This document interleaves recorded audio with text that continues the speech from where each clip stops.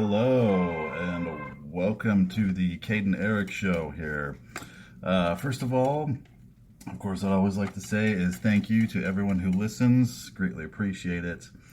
It means a lot, keeps me going, it gets me excited when I see how many people are listening to the show, getting the word out. Really, really appreciate it. It's amazing. So thank you, everybody who listens. And again, please share it with your friends, family. Let's get the word out. So first today, I would like to go over some sports. Let's go do some sports. Maybe that'll be kind of a theme that I'll do.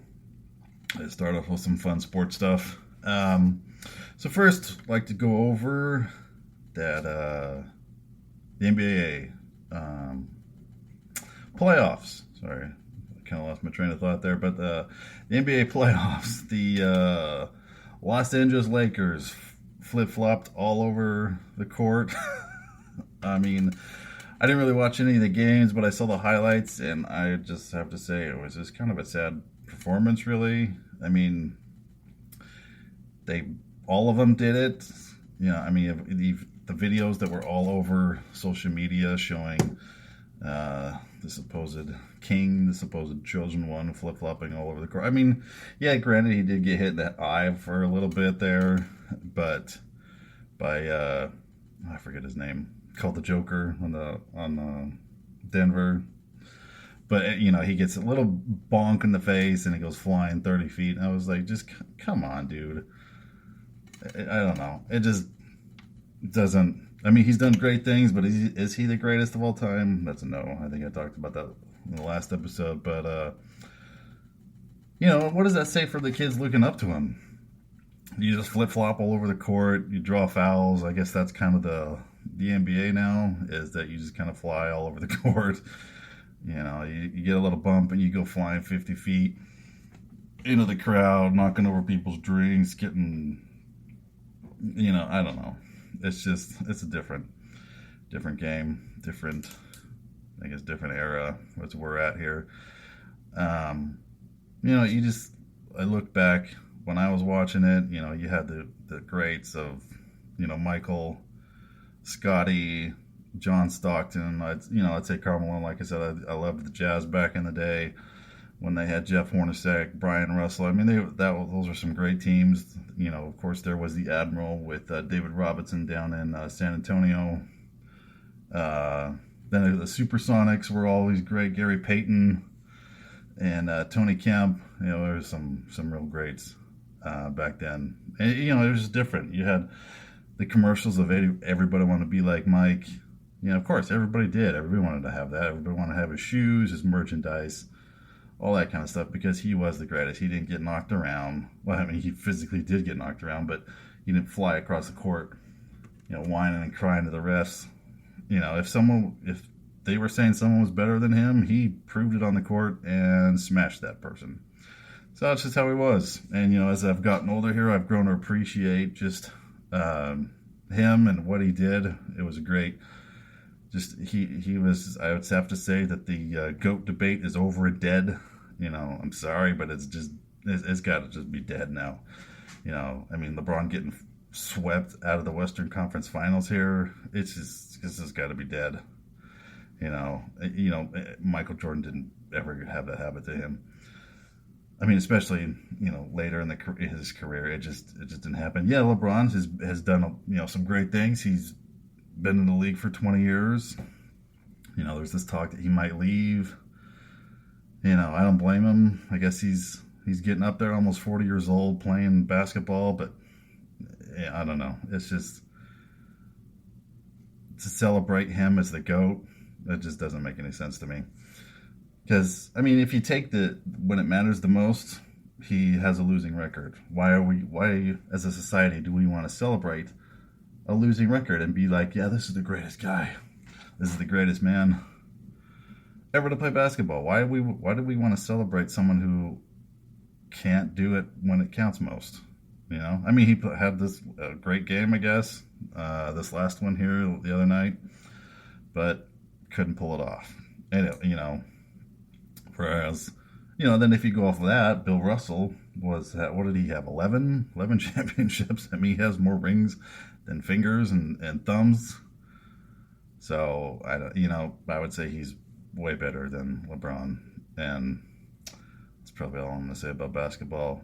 Whereas baseball, I watched the Houston Astros. Of course, that's my team. Play the Milwaukee Brewers. They're in Wisconsin right now, playing them. And last night, baseball's such a bizarre, weird sport. I think because last night they crushed the Brewers 12-2. Hitting homers like crazy. And then tonight they lose 6-0. So it's just, it's a fickle sport, I guess. One night you're just amazing, and the other night you're just off.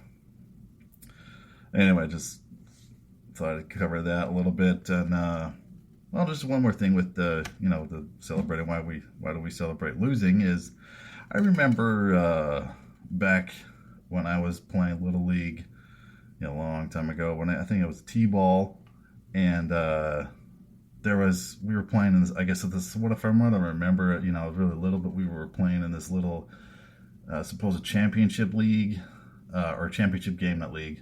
And I remember at the end of the game, everybody got trophies, and I thought, that is stupid. I'm 5 or 6 or whatever it is. I thought, this is stupid. Why is everybody getting a participation trophy here?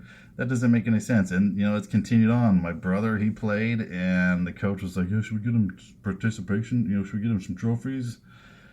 And I remember my dad was like, no, we're not going to put money into this, because they, at the time, he was not on a good team, and they did not. I don't remember if they won a game in the Little League with him, but anyway, it's just kind of sad that we celebrate or say that the greatest person ever to play a game has a losing record when it counts the most. Sure, he's done some great things for basketball, but when it counts the most, he can't pull it off. So I just don't understand it.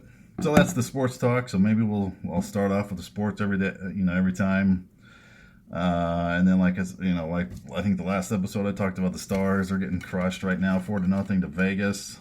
So that's kind of disappointing there. But hey, we got baseball. That's all that matters. So there's that sports update. So the real topics I'd like to go into, you look around the world and you think, what in the heck is going on here? Are we living in the Twilight Zone? Are we living, for those of you who've seen Stranger Things, are we living in the Upside Down right now? Because it sure as crap feels like it. This next topic here I'd like to talk about, I found a song because I was listening to some music here. I listen to a bunch of different genres, different decades. I like the 70s, 80s, and 90s. Early 2000s is okay, but I really feel like the 90s was the last great decade for music, where this music today is just not good. It's just, there's no real good rock and roll. There's no good alternative. I mean, that was the big 90s, the grunge alternative. We had some great music back then, and just today just kind of seems like it sucks. So with that, I'd like to play you this song by Aerosmith real quick as sort of the precursor to my next topic.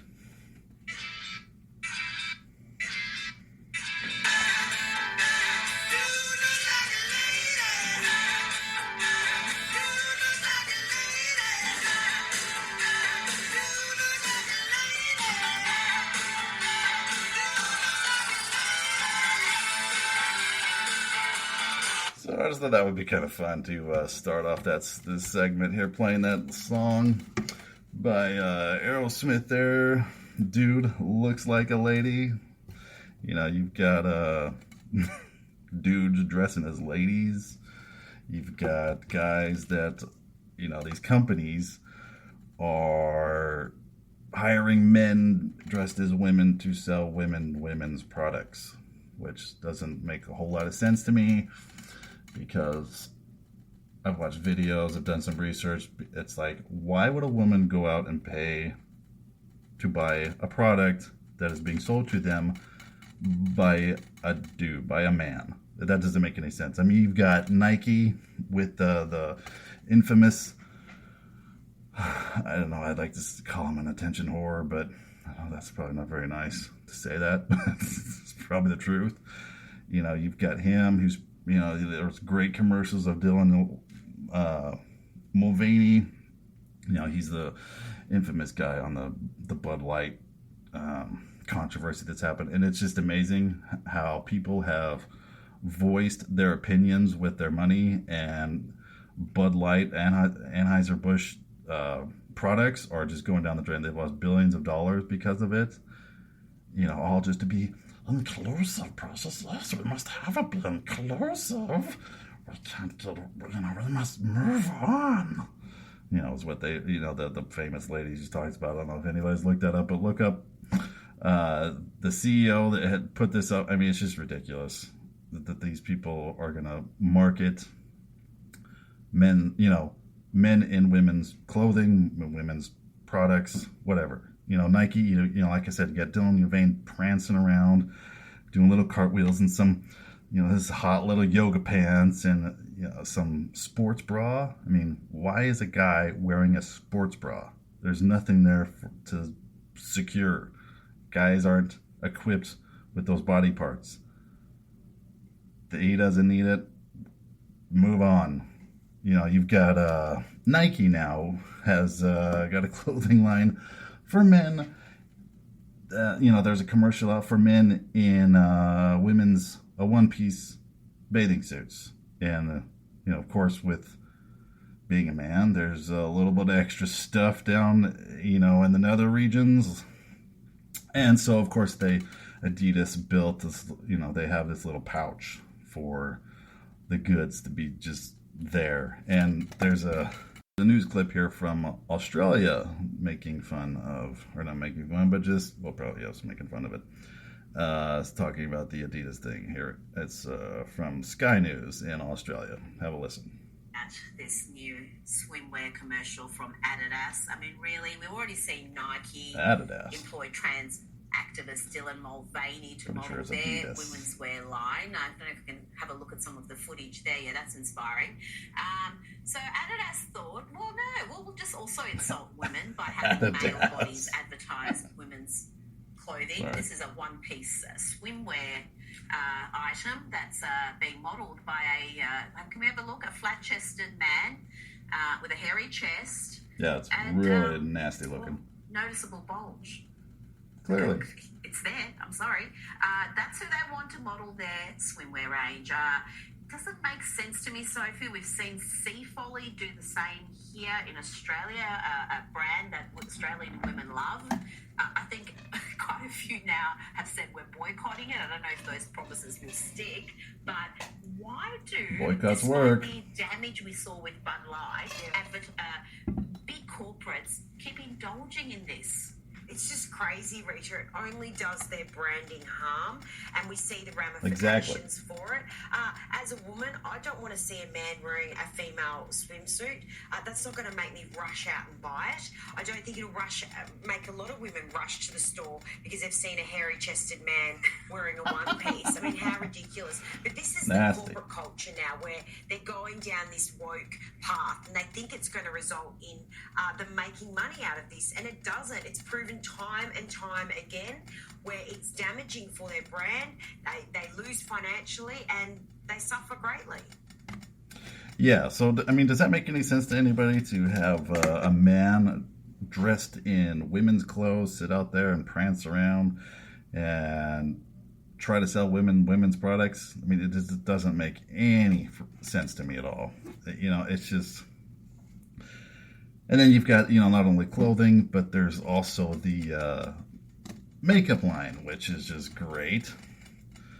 You've got companies like, you've got CoverGirl doing it. You know, you've got a guy with the makeup on and all that, looking pretty.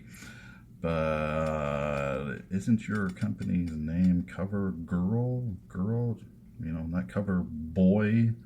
But there's an article I found here. It says 10 gender inclusive beauty brands to support.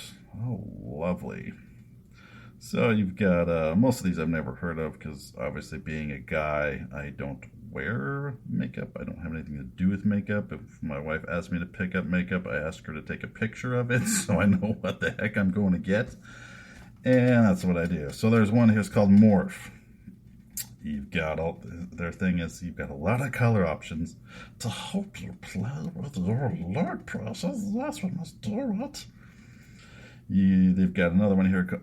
If the women are listening to this, I'm guessing you know what these are. There's Dragon Beauty, Dragun Beauty.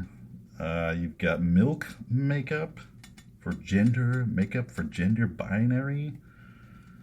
I mean, what is the deal here? You've got Noto Botanics. You've also got there was one I saw that was some of these I don't even know what the heck the Jekka Balk. No idea. It's a safe. Oh, great here. This is one of the little highlights here from this article here.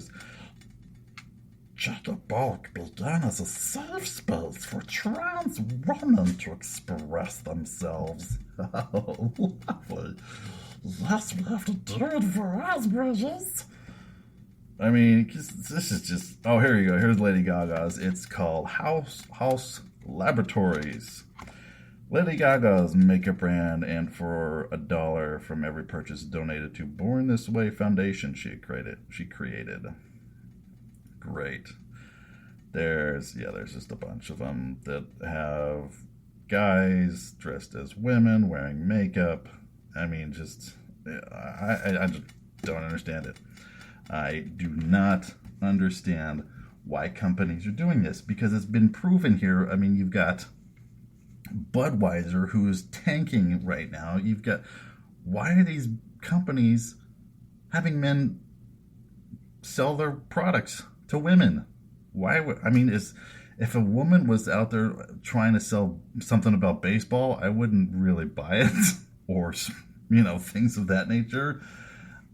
I mean, well, that doesn't make any sense. We're living in totally different realities here. You've got this reality. We're living in the upside down, like Stranger Things. I mean, not only that, not only do we have the products that these companies are trying to sell women, but we've got men competing in women's sports. I mean, it's just science and facts don't care about how you identify, don't care about how you feel. If you're born a man, you're a man. If you're born a woman, you're a woman. And, women are just being taken out of things. They're just taken out of their sports. I mean, you've got the infamous so-called Leah Thomas, as he identifies himself now as Leah Thomas. His real name is William Thomas. Bless Riley Gaines, because the crap that she went through with this, and there was an interview that she did here with Jordan Peterson I'd like to play a little bit of, so hang on. Situation, and then also tell me about what it was like to compete that day. I'll start by kind of filling you in on the competition. So that first day of competition was, I don't have any events that fall on this day, so this was a day that I didn't compete.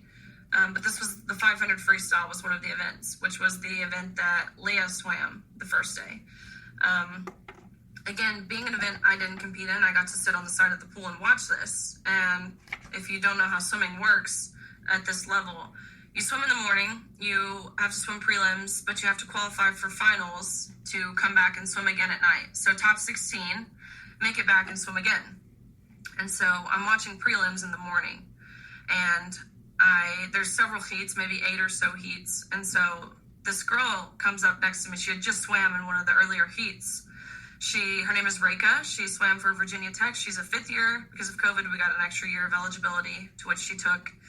She was from Hungary, and she stayed in the U.S. I asked her, I was like, why did you take your 5th year? And she said, I've wanted to become an All-American. And so she was standing next to me. She was out of breath. Her heart rate.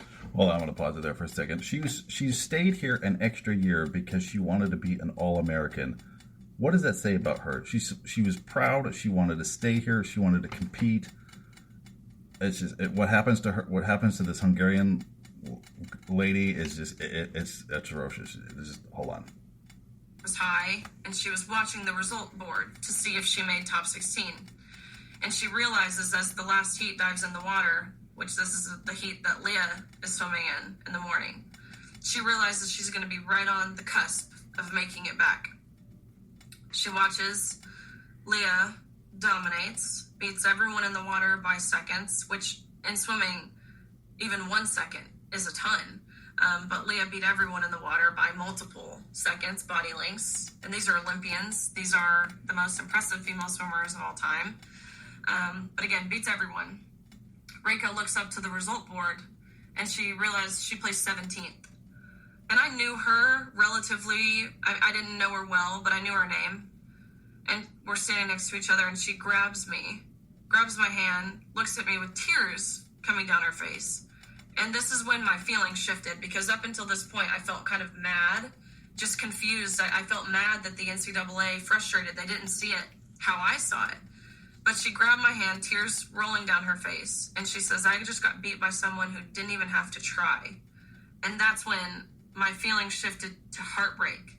Seeing how this affected her, knowing she put in the same work to a level that I did, knowing she stayed an extra year from her home country in Hungary and the States so she could achieve this goal, and she just had that stripped from her. And again, that's when it felt like I'd been punched in the gut. And so we come back that night, and of course, Leah Thomas swims to a national title, beating everyone. The time Leah went this year would have beat everyone in the country again. Or, sorry, the time Leah went last year would have beat everyone in the country again this year by seconds. So Leah became the first male to win a national title on the women's side. Women's sports. The next day of competition, this was the day that Thomas and I competed against each other in the 200 freestyle. So hold on, I want to get back to her thing here just a little bit more. I mean, how absolutely hard. When I first listened to that, I was just heartbroken for this poor girl. I mean, she stayed an extra year here in America because she wanted to be an All-American. Stayed away. I'm sure she has family over in Hungary. She wanted to stay here. I don't know, what her plans were. I don't know how that all works with her traveling back and forth. But she's here in America, competing, wants to be the best, and then gets out. A woman gets knocked out of her dreams. Her dreams are just gone, dashed to pieces by this attention whore, just like Dylan. Because, and what he was just, it just makes me so mad. It makes me so mad. I'm just heartbroken. I mean, as a man, how can you do this? How can you do this to some these girls? How can, it's just outrageous. He was ranked 462nd. He sucked as a guy. Riley was ranked about 3rd in women's. So what does he do? Because he sucks as a man, he goes over and pretends to be a woman. There's the story that she tells. I can't remember in its interview, if she gives it the locker room story where he's just walking around totally ding dong hanging out while she's getting dressed, and she gives a story of putting these swimsuits on. My wife swam for forever in high school. Her mom was a swim coach down in her high school, and I guess it's difficult to put these competition swimsuits on. You've got to be in kind of like Riley says, you got to be in these different kind of weird positions to get these things on. And he's just walking around, and she says, like, as a guy, he's just walking around in our locker room here, as these girls are just, naked, trying to put their stuff on. It's just they cover up. And then when it was brought up to the NCAA or to these schools, the schools were like, well, what you can do is you can go to counseling, and you can kind of deal with what's going on. You can talk to somebody. We'll give you some counselors that you can talk to. No, get the dude out of the locker room, for crying out loud. So hold on, she goes on some more. We both swam in the morning. We qualified top 8. We came back that evening, and we raced and almost impossibly enough, we tied. So we went the exact same time down to the 100th of a second, which I won't say never happens in swimming, but that's rare, right? To touch the wall at the exact same time. And so we actually tied for 5th place. It wasn't a best time for either of us. I didn't perform my best, and Thomas, I can speculate. I like how you use that word. I can speculate in a minute about what I think. But we go behind the awards podium after our race, and the NCAA official looks at both Thomas and myself and says, "Great job. You guys tied. We don't really account for ties in terms of trophies. We only have one, so that trophy goes to Leah." Automatically. And so I was, goes of course, to the dude. taken aback by this. Not because I wanted the tangible trophy. I'm a 12-time All-American, so I have lots of those. But it was the principle of him outright looking at me as if it didn't matter and telling me that Leah got the trophy. And so I questioned him. So what was the justification? Yeah, exactly. What the hell's the justification for that decision? Exactly. I questioned him. At minimum, you'd expect a coin toss. Absolutely. Or something like that to randomize it. So what the hell's going on there exactly? And I asked exactly that. I said, why? I understand we tied. I understand there's one trophy, but why are you adamant on Thomas having this trophy? And he was not prepared to answer this. They hadn't been questioned, and when I say they, I mean the NCAA. They hadn't been questioned for anything they had done thus far. So he kind of stumbled on his words and said, we're just doing this in chronological order. To which I pressed back again. Okay. I said, what are you being chronological about? Because we tied. And if you're referring to our names, I'm certain that G comes before T. So what are you being chronological about? To which he didn't have an answer. And he says back, Leah has to have the trophy for photos. You can pose with this one, but you'll have to give it back, and you go home empty-handed, and Leah takes the trophy home. We can eventually mail you one. Holy crap. Mail you a trophy. I mean, what the heck is this? That's just outrageous. It's just absolutely ridiculous. So this guy who sucks swimming as a man is awarded a woman's trophy because they wanted the photo op. They wanted they thought all these companies from Nike, Adidas, all of them think that having these men into these sports will create woke. They'll be woke, they'll be on the cutting edge of things. It's just ridiculous and outrageous. As a man, you'd be like, no, at least, a decent man, I would say. First of all, a decent man isn't going to compete in women's sports, isn't going to market women's clothing to women. At least as a guy, you would think like, oh, hey, let's flip a coin, let's do something, let's, she gets it, be chivalrous about this. But no, it wasn't about that at all. It was about William. I'm not going to call him Leah because this is idiotic. It was about him getting his 15 minutes of fame, making sure that the NCAA is woke, and it's just I don't understand it. It just baffles my mind.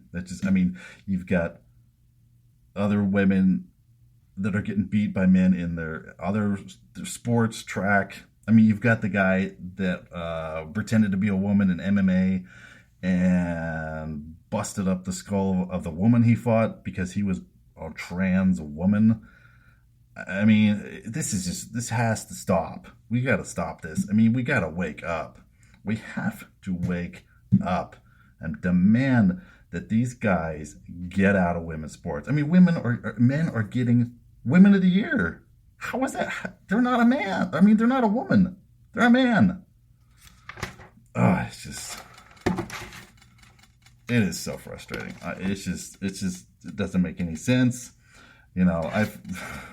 My friends and I have talked about it, and it's like, growing up, I never thought this would happen ever. I just never thought that the United States of America, the greatest country on earth, would fall apart like this. It's just our values are under attack.